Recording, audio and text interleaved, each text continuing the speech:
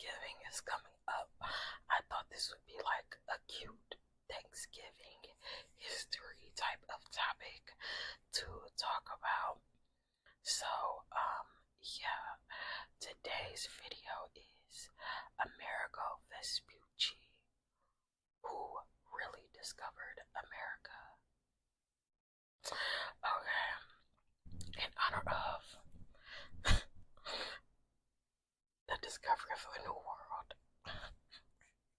let's talk about Amerigo Vespucci, who America, all of the Americas are effectively named after. So, Amerigo was a popular Italian explorer, navigator, and author that the Americas are named after. To look a little into his early life, Amerigo was born March 9th in 1454 in Florence, Italy. Just to give you guys a little background about what the 1400s in Florence was like, it is described as prosperous and as one of the largest European cities at the time. It had a population of about 70,000 to 100,000, which was a lot, especially like for the 1400s, and especially for like such a small city. So it was very densely populated for the time.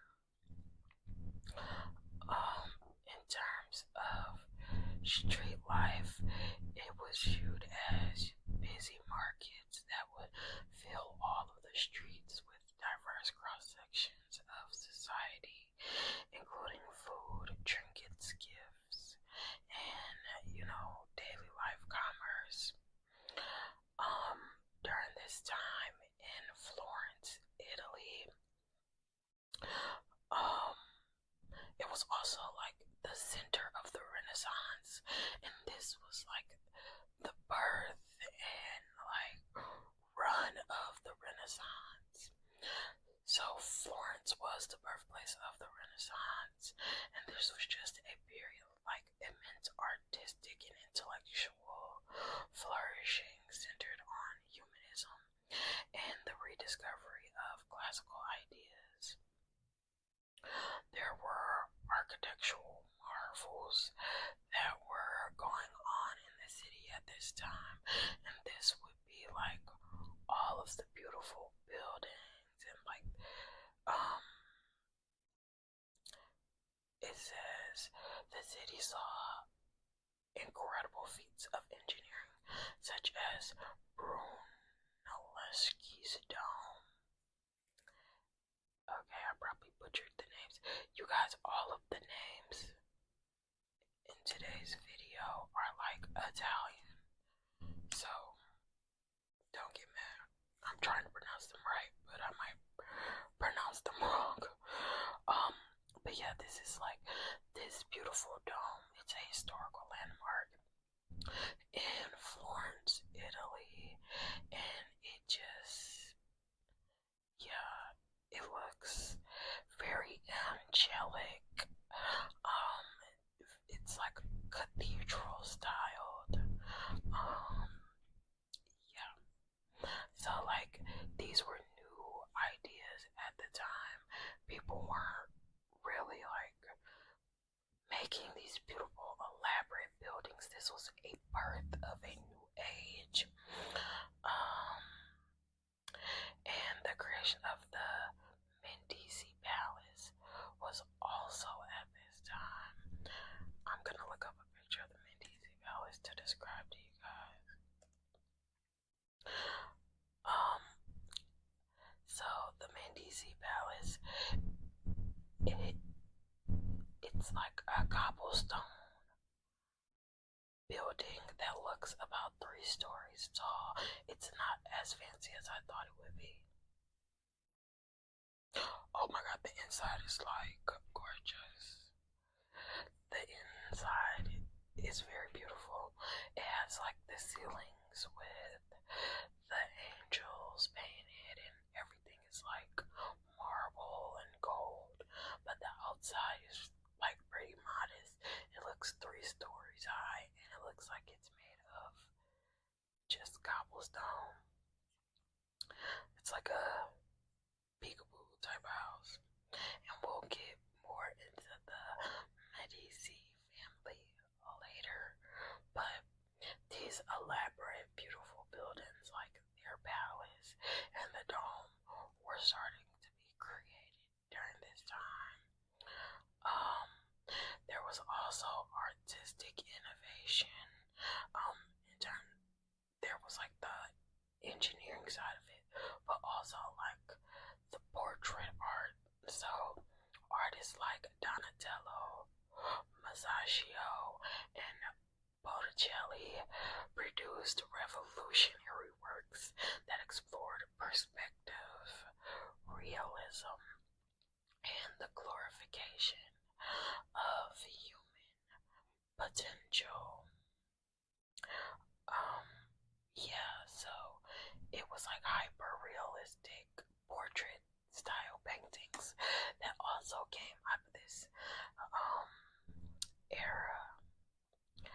So yeah, the period of time in the 1400s saw major advancements in all of the fields such as engineering, science, and mathematics, with innovations in perspective drawing being like the prime example, being able to accurately depict someone or something was very cool. It was an advancement from like stick figure drawings, like being able to accurately really depict someone, not in like a cartoon or stick figured way, was like a real revolution during this time.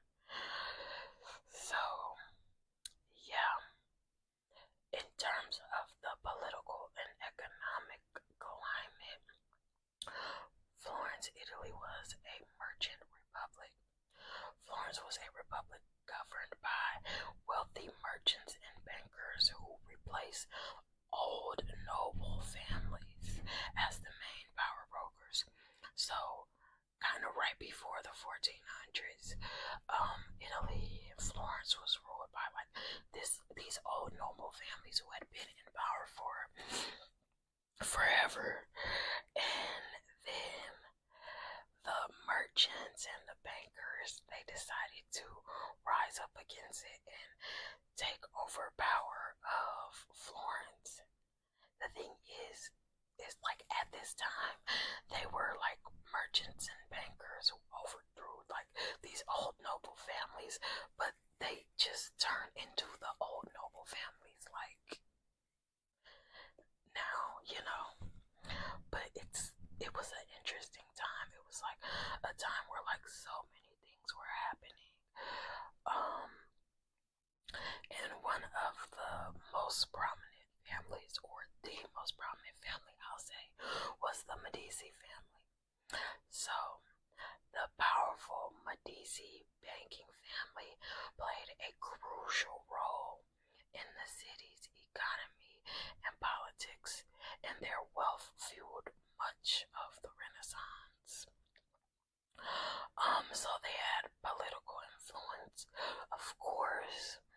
While they initially ruled Florence without the title of nobility, they eventually established a hereditary principate, and they were made Grand Dukes of Tuscany. Their influence spread through Europe, with family members marrying into royal houses like France's. Like, people would marry into French royal homes and go on to like build the reputation and build the monarchy and like network with other monarchies to build themselves up as like an established family, noble family. Even though they started off as merchants and bankers.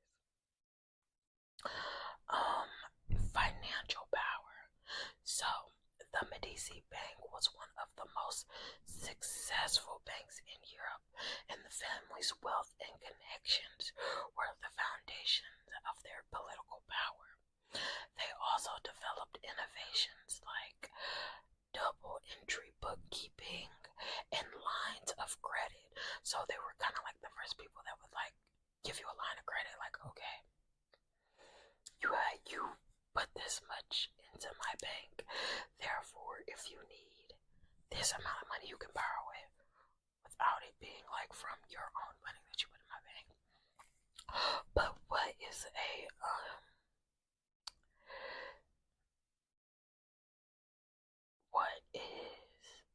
double entry bookkeeping?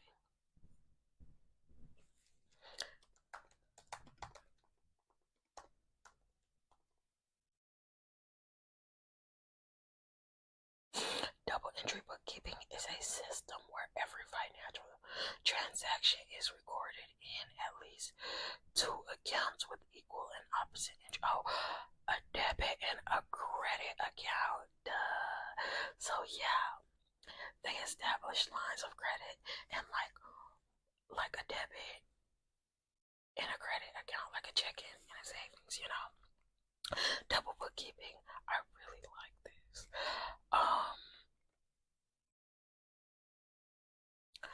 Moving on. There was a constant threat. Despite its Republican ideas, Florence was frequently in conflict with powerful dukes and kings who sought to conquer it, which fueled the ideology of liberty and freedom.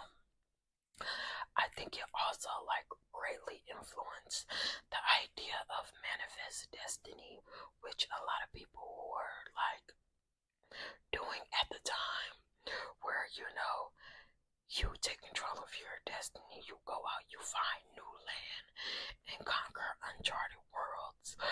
I think the constant battle kind of influence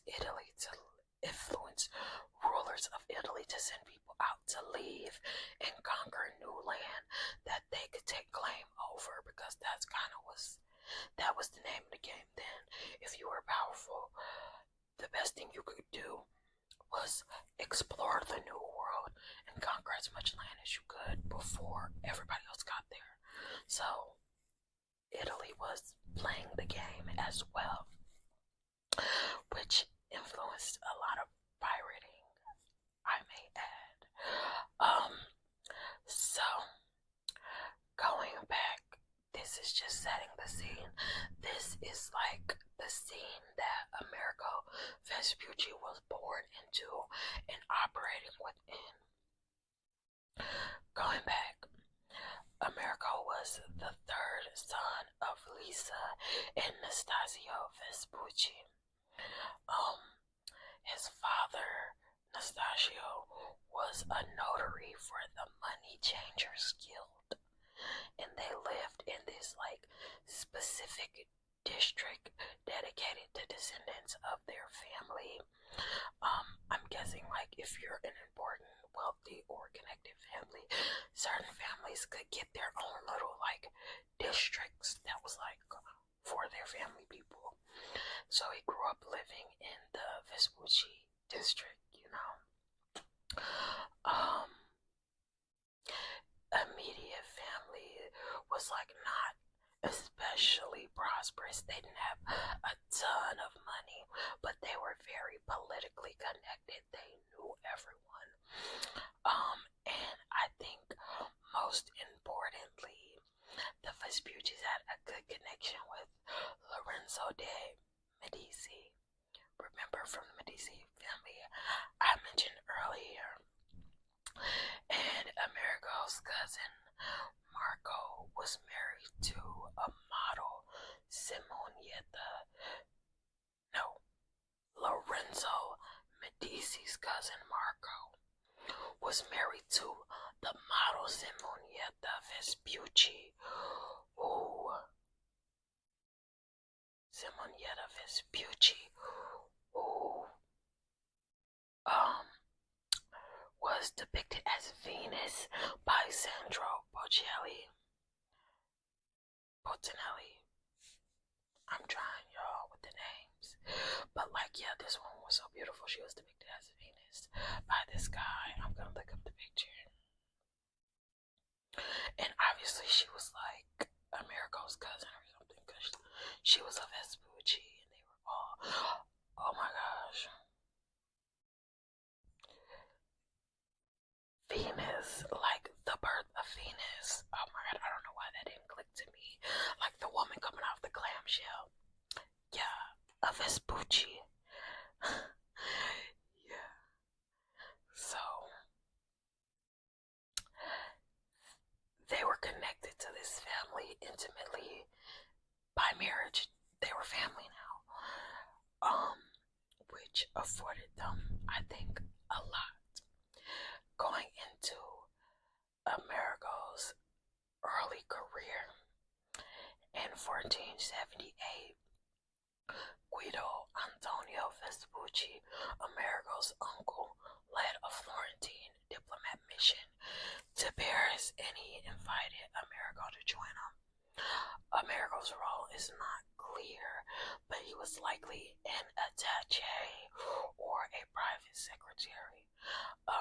I looked up what an attaché was, and it's really unclear. It seems kind of just like a nepo baby position where like you just get to tag along and be along to get the experience and maybe run a few errands. And that's exactly what Amerigo was doing. So along the way, they had business in Bologna, I don't know, Milan, and Lyon.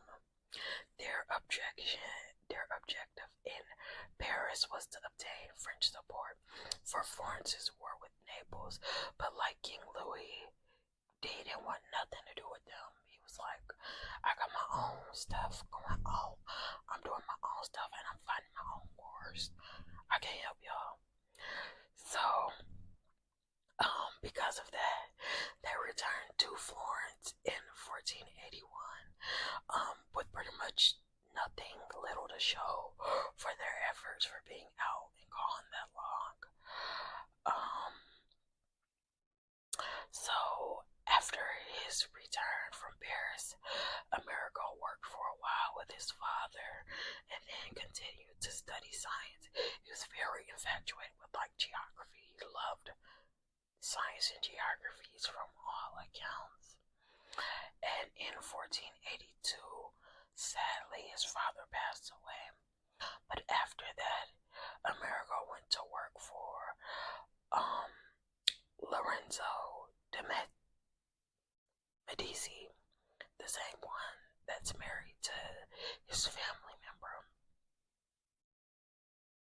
So, although Amerigo was 12 years older than like the Medici Lorenzo, they had been schoolmates studying under Giorgio Antonio Vespucci, which is the same as Guido, I believe. I think both accounts they're talking about Amerigo's uncle, but sometimes it says Guido Antonio and sometimes it says Giorgio Antonio. But I think on both accounts, Guido and Giorgio Antonio are the same person. So Amerigo was way older, but they were both being taught by his uncle. So it wasn't like school where you were like age matched by grade. It was just you find someone and you apprentice for them. So they were both under the tutelage of Giorgio Vespucci. Amerigo served first as a household manager, and then he gradually took on increasing responsibilities, such as handling various business dealings for the families, both at home and abroad. Meanwhile, he continued to show an interest in geography he buys this like crazy expensive map.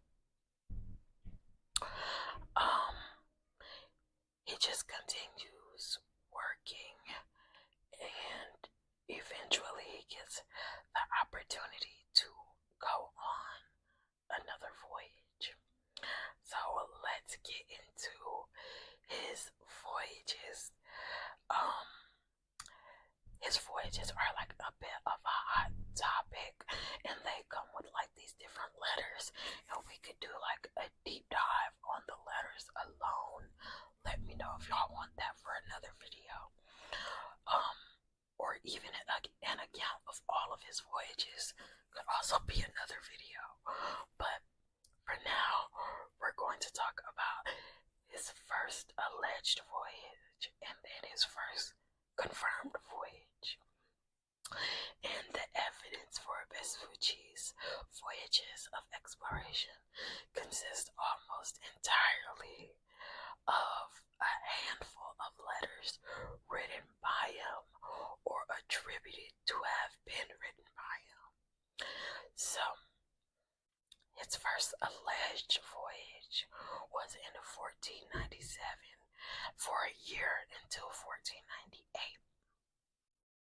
So, there was a letter addressed to Florentine, who was a Florentine official, Piero Sorderini, dated for 1504 and published the following year, that tells an account by Vespucci of a voyage to the New World, where they departed from Spain on May 10th, 1497, and returned on October 15th, 1498.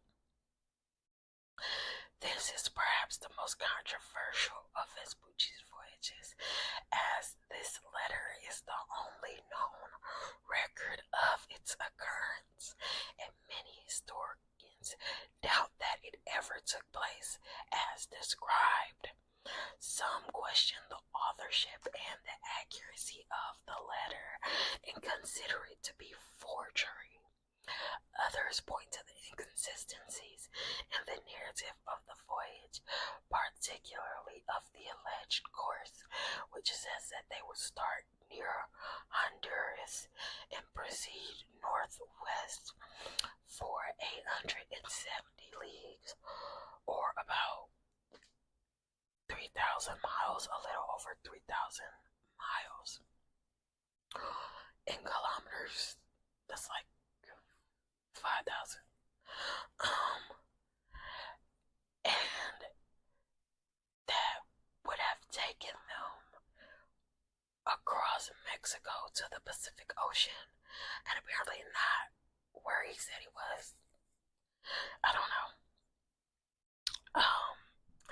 Certain earlier historians, including a contemporary, Bartolome de las Casas, suspected that Vespucci incorporated observations from a later voyage that he took into this fictitious account of the earlier voyage to support this one, so that he could gain primacy over Christopher Columbus, who claimed he did it in 1492, and position himself as like the first European explorer to really encounter the mainland in the New World.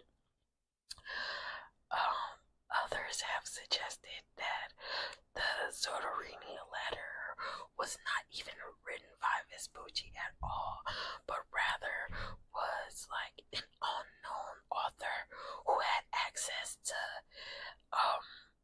private letters between Vespucci and Lorenzo between 1499 and 1501. So maybe someone like on the ship with him, a shipmate who went through his things, or somehow had access and made a fictitious letter about that crew discovering the new land first.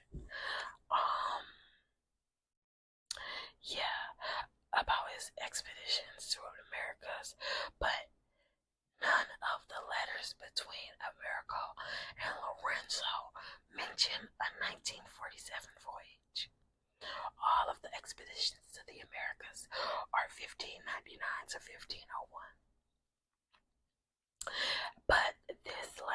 is one of two attributed to Vespucci that were edited and widely circulated during his lifetime. Now, the next voyage is like the confirmed voyage that we talk about when they actually went to the Americas. So this voyage was in 1499, where Vespucci joined the expedition that was licensed by Spain, led by Alonso de Ojeda on a fleet commander, and Juan de la Casa was the chief navigator. Their intention was to explore the coast of the new landmass found by Columbus already, on his third voyage. And in particular, to investigate a rich source of pearls that Columbus had reported on the mainland. Vespucci and his backers financed 2 of the 4 ships in a small fleet. His role on the voyage was not clear, but writing later about his experience, Vespucci gave the impression that he had some type of leadership role. Many people think like this was just unlikely because he had no experience. So, how could he be the leader on the ship? So many people think that instead he may have served as like a commercial representative on the behalf of the fleet's investors. And years later, Ojeda, the person who led the fleet commander, recalled that Amerigo Vespucci, which we believe he's talking about Amerigo, was one of his pilots on the expedition. So essentially the fleet left Spain May 18th, 1499. They first stopped in the Canary Islands before reaching South America, somewhere near present-day Suriname or French Guiana. And from there, Vespucci continued up the South American coast to the Gulf of Bahia and along the shore of what is now Venezuela. At some point, they may have rejoined Ojeda, but evidence is clear like the groups separated to explore as much as they could. It's unclear if he ever goes back to the fleet commander. But in the late summer, they decided to head north for the Spanish colony Hispaniola, which is now Haiti in the Dominican Republic, if you guys don't know, in the West Indies, to resupply and repair their ships before heading home. After Hispaniola, they just couldn't leave the opportunity to stop and raid for slaves in the Bahamas, where they captured 232 Lucayans. Lucayans are, and again, sorry for the pronunciation, are native Bahamians, native to the land and the island. And they brought them back to Spain with them. So those are the voyages and accounts of Amerigo. In terms of the naming of Amerigo, Vespucci's voyages became widely known in Europe after 2 accounts attributed to him were published between 1509 and 1505. And once again, his letters were super popular. Maybe we can do a deep dive on his letters. But in 1506, a Portuguese maritime map maker, these map makers got a hold of a Portuguese maritime recently discovered in the Western Atlantic. And they also had a French translation of the Soderini letter that claims that, America was there early and stuff in the Americas. So, they thought like they would give him credit for the land because he was the first to encounter the land. So, they implied that like because they found the map and the letter together, that the new continent discovered in this map was a result of this letter that talked about discovering a new world.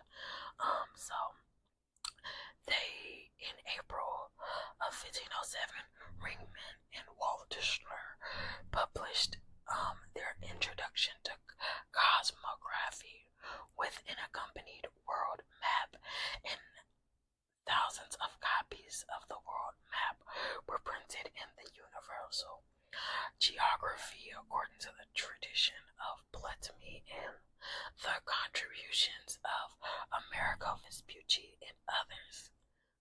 That was such a long title. But it showed the map, and the name America was applied to the lands of the New World as an homage to Amerigo. But yeah, so I guess where Columbus kind of got the credit, Amerigo kind of got like the name, I feel like he ate with that because it's America. It's not Columbica. But Columbus got Columbia. So yeah, I don't know. Amerigo getting like the whole continent. He went crazy with that. And that is the story of, Amerigo Vespucci. Well, this is a little chip off the iceberg of the story of Amerigo Vespucci. But this is the story of like who really discovered America. And I just want to add in disclaimer. America could not be discovered. Nobody discovered America. Because America couldn't be discovered because people were already living here. Never forget that. And with that being said, don't forget to